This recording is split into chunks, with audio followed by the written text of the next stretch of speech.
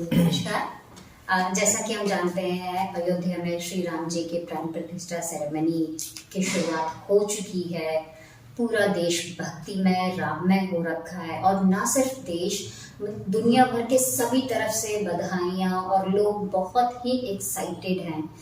और इसी के साथ हम रेडियो अड्डा टीम दिल्ली भी काफ़ी ज़्यादा खुश और अपनी खुशी को आप लोग के साथ बांटना चाहते हैं। हमारे साथ हमारे टीम मेंबर्स हैं यहाँ पे, जो अपने अपने थोड़े थोड़े सभी थॉट्स आप लोग के साथ शेयर करना चाहेंगे। हमारे साथ पहले हैं हरमीत, और हरमीत बताएंगी।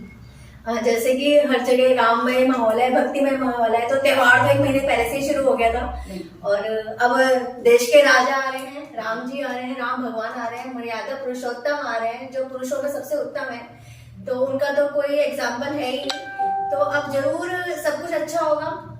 और क्योंकि राम राज्य का तो ऐसी महिमा है कि वहां पे धोबी की बात को भी नकारा नहीं गया था। तो सबकी सुनवाई होगी और सब स्त्रियां सम्मानित होंगी, चाहे वो अहिल्या हो, चाहे वो शबरी जी हो, ठीक है। तो सभी सम्मानित होंगी। और मैं ये ऐसे में अनुमान और मेरे को ऐसे थॉट्स आ रहे हैं कि अब हर दिन होली और हर रात दिवाली होने वाली है। और ये जो उत्साह का माहौल है, ये कल तक ही या परसों तक का ही, एक दो दिन का ही नहीं है कि अब ये चलेगा ही, क्योंकि देश के राजा वापस आ रहे हैं, ठीक है।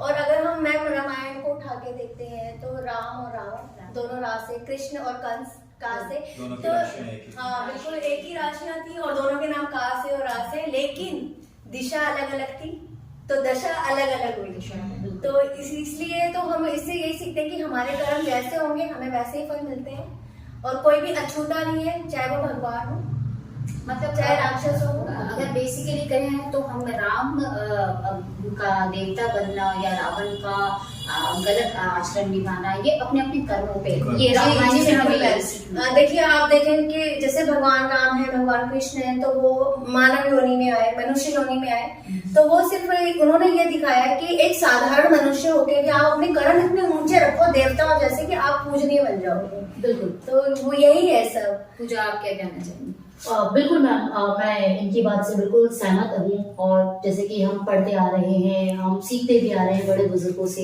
देखा भी हमने टीवी में रामायण महाभारत। तो हमारा इतिहास यही हमें सिखाता है कि जो राम जी थे, बिल्कुल वो मर्यादा पुरुषोत्तम तो थे ही, साथ ही साथ वो अपने रिश्तों को इतनी अच्छी तरीके से, मतलब जितने एग्जाम्पल उनके दिए जाए, मतलब मैं तो कहूँगी कम ही है। तो मैं इसमें 4 लाइन आप कहें या फिर आप कहें एक कविता, बड़ी प्यारी सी कविता मैंने लिखी है, मैं बिल्कुल आप लोगों के साथ साझा करना चाहूंगी। कि कहते हैं मेरे देश में खुशियों का माहौल बना है, क्या बात है। राम का वनवास हो गया पूरा, ये हल्ला गली गली मचा है जी। सभी ने जला लिए दिए खुशबू भरे घी से, दीवाली अब होगी पूरी, मेरे राम ने देश में कदम रखा है। जी वाह, बहुत शानदार, बहुत अच्छा। बिल्कुल लाइन है। और हाँ, सही में हमारे राम युग की एक शुरुआत फिर से होगी हमारी। और विकास भी है। विकास, आप बताएं। जी, मैं राम जी के, भगवान राम के थॉट्स को बहुत ज़्यादा फॉलो करता हूँ डीपली। और मतलब मैं उन्हें, मंदिर जाऊँ ना जाऊँ वो अलग बातें हैं, पूजा करूँ ना करूँ वो अलग बातें हैं, लेकिन राम जी को अपने दिल में उतारना, अपने स्वभाव में उतारना, वो सबसे बड़ी पूजा है। जिनका जो व्यवहार है मर्यादा पुरुषोत्तम, यानी पुरुषों में सबसे ज्यादा उत्तम, तो वो व्यवहार अगर सब में हो तो ये देश बिल्कुल राममय हो जाएगा। मैं सभी से यही गुजारिश करना चाहूंगा कि वो राम जैसा बने, राम को अपना आदर्श बनाए, उनसे अपने अंदर आत्मसात करें। और सीता, जो हमारी माता बहनें हैं, वो सीता को अपना आदर्श बनाए। और जैसा आपने कहा मर्यादा पुरुषोत्तम, तो मैं बताऊं कि राम सिर्फ पुरुषोत्तम वर्ड ही नहीं, और राम एक जितना छोटा शब्द है उतनी बड़ी व्याख्या है। और इनके कोई भी एस्पेक्ट को देख लो, मतलब अगर आदमी एक नॉर्मल, अगर एक इंसान उनका 10% भी अगर अपने अंदर वो आत्मसात करे तो काफी कुछ सीख सकता है। मतलब उनके कोई भी एस्पेक्ट्स को आप देखो, जब भी बात करते हैं हम राम की, चाहे वो एक पुत्र हो तो वो अपने पिता के वचन को निभाने के लिए हर चीजों को दरकिनार करते हैं। और ठीक पति की तरह तो वो सीता के साथ भी, चाहे वो अलग रहे या साथ में, लेकिन कभी भी एक पत्नी धर्म उन्होंने अपनाया हमेशा। और अगर मैं भाई के बारे में बोलूँ तो भाईचारे का जो संदेश हमें उनके तरफ से मिलता है वो आज भी हम भाइयों में या हर घर में हम उनको सुनते हैं। बिल्कुल। और हर एक भाई अडॉप्ट करता है। बिल्कुल सेम आप अगर वो मित्र का व्यवहार उनका देखो तो इतने सारे मित्रवत व्यवहार हैं उनके, कहीं डिस्क्रिमिनेशन नहीं दिखता, कोई कास्ट डिस्क्रिमिनेशन जिसको नहीं मित्र है, बोला, जिसको सखा कोई बोला, निभा गए। निभा सुग्रीव गए, जी हैं, बिल्कुल। और हम जाति में विभीषण जी हैं, तो जाति सबके में भी साथ आप देखो जब भी सबरी की बात आती है या फिर केवट जी की बाजरा नैया पार करवा के उनको। बिल्कुल। और फिर कमजोर महिला की भी बात अगर हम कहें तो अहिल्या के साथ उन्होंने जिस, तो हर एक एस्पेक्ट का अगर हम उनका थोड़ा सा भी उतार सके बिल्कुल। बीइंग अ ह्यूमन पर्सन तो बहुत बड़ी बात, बहुत बड़ी बात है। तो मैं तो कहूंगी कि राम के साथ साथ रामयुग का भी आगमन करे तो बहुत ही अच्छा होगा। हम कहीं ना कहीं अपने आप को वापस से